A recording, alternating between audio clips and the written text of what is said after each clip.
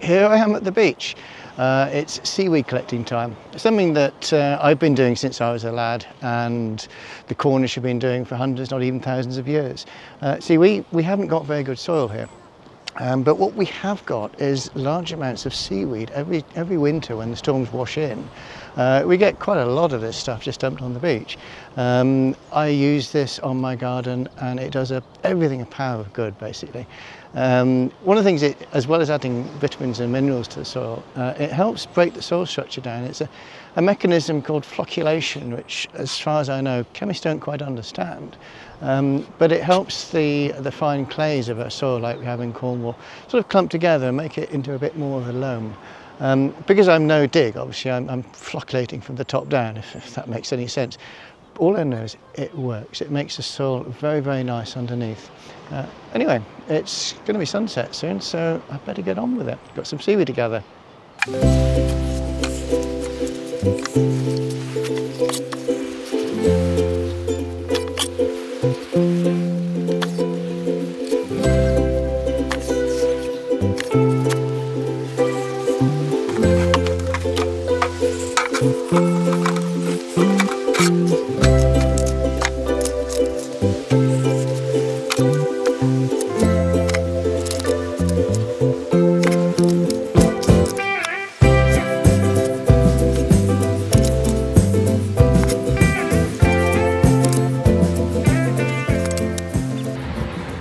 So all is good. Just coming up to sunset now. Got a nice full load, and I've even got a few bits of wood for the fire as well, so that was worth coming down here as well. There you go. It's a nice evening. I'm tempted to go to the pub. See you down there, boys.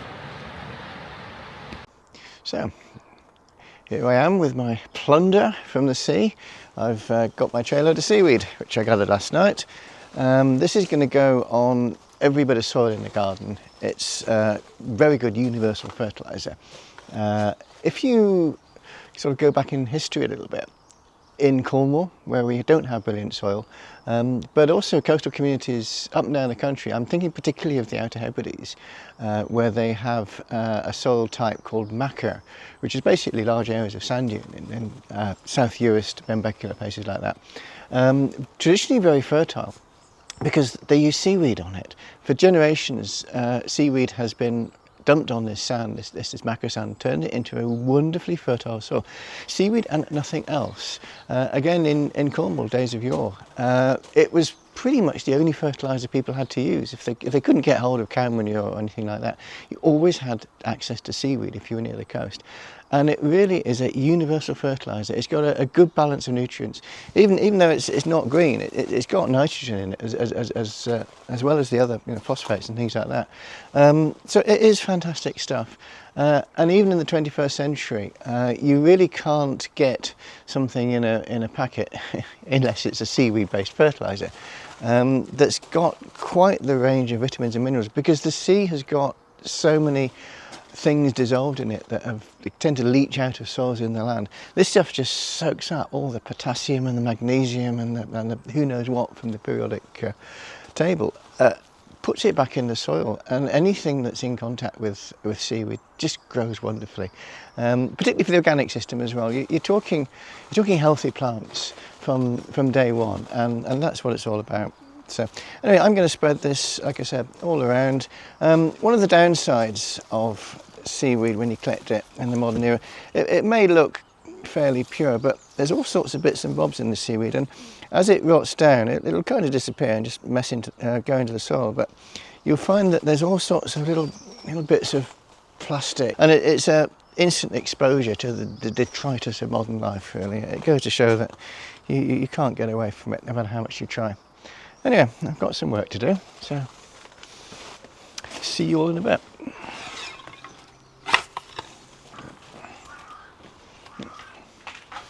It's particularly good in the greenhouse here.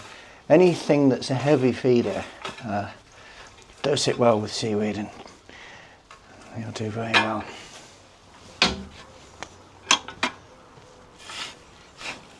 Yep.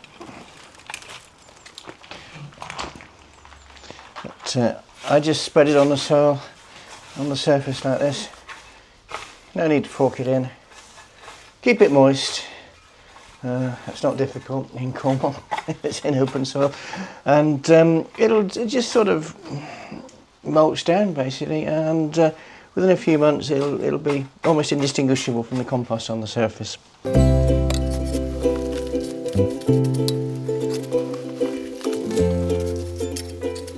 There we go. So that's all the seaweed spread.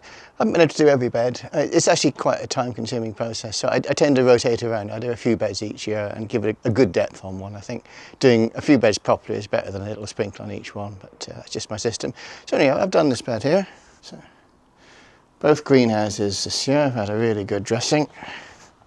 So there we go, all over the soil. It's on top of the compost I spread a week or so ago, so that'll give everything a really good start, I think. And here's an outdoor bed that I've done.